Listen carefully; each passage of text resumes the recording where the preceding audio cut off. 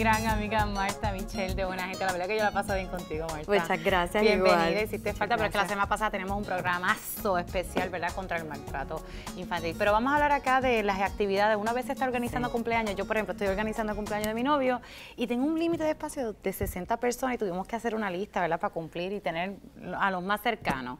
Y si las personas no te confirman, ¿sabes? ¿Cómo es que realmente tiene que funcionar eso cuando tú estás organizando estos eventos? Que a veces la gente ni te llama. Claro, y eso es súper mala educación. Eso es ser súper mal gente, no buena gente.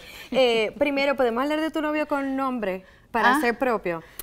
Vamos a hablar aquí del cumpleaños de Julio. Es importante que la gente te confirme. Sí. Porque primero tú necesitas saber cuántas personas van a asistir. Eso te ayuda a tú saber cuánta comida tú tienes que ordenar, cuánta bebida tú necesitas, cuánto estacionamiento van a tener.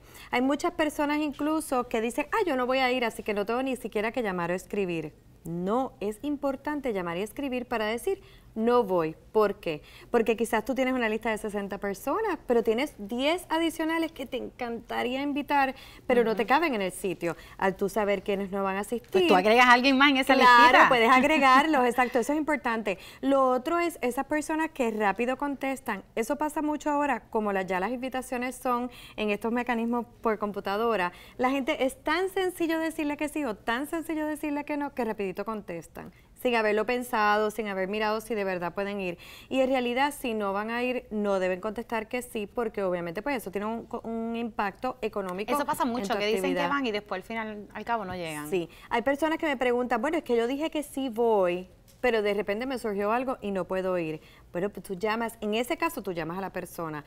Claro, si yo a las 6:30 de la tarde voy de camino a tu actividad y algo me ocurre y no puedo asistir, camino, exacto. Sí, yo sé que tú estás bien ajorada, así que yo no te voy a llamar en ese momento para darte la historia de mi vida de por qué no puedo asistir a la actividad. Pero mándame un texto. Claro, así que básicamente yo ahí tengo que decidir y decir, bueno, le quiero decir que no voy para que no me espere por si quiere invitar a otra persona en último minuto, pero ¿cómo te lo digo? Pero es importante decirlo, y hay gente que me dice, no, yo mejor lo digo al otro día. No, es siempre importante decirlo porque incluso a lo mejor esa persona tiene una participación especial en tu actividad y no lo sabía, así que es importante siempre decir cuando tú vas a declinar la actividad.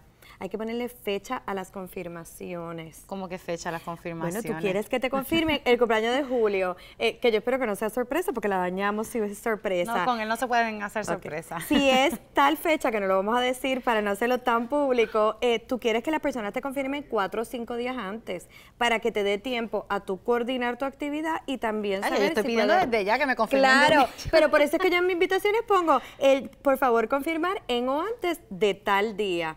Y si no me han confirmado para ese día, yo llamo, escribo un correo electrónico. Y si la invitación es para, ¿verdad?, la persona en específico, ¿se sobreentiende que es para esa persona o uno tiene que especificarle, mira, esto es para ti, no es para que me vengas con un corillo de personas a la actividad? Pero lo que pasa es que no se supone que tú lo especifiques porque si tú invitas a esa persona, la persona debe saber que la persona está invitada solo. Okay. Si la persona quiere incluir a alguien, es bien importante que te llame y te diga, ¿es posible llevar un invitado? Porque no es, yo voy a llevar un invitado, Mili. No, es posible y no tienes problema que yo lleve un invitado. Eso es bien importante preguntarlo. De repente es una cena sentado, son 60 personas y llega un 61. ¿Y que tú haces con esa persona? Que está parada. Ay, Marta, gracias de verdad por Muchas esos gracias. consejos. Nosotros ahora vamos a pasar con Ferdinand Pérez y Alex Delgado.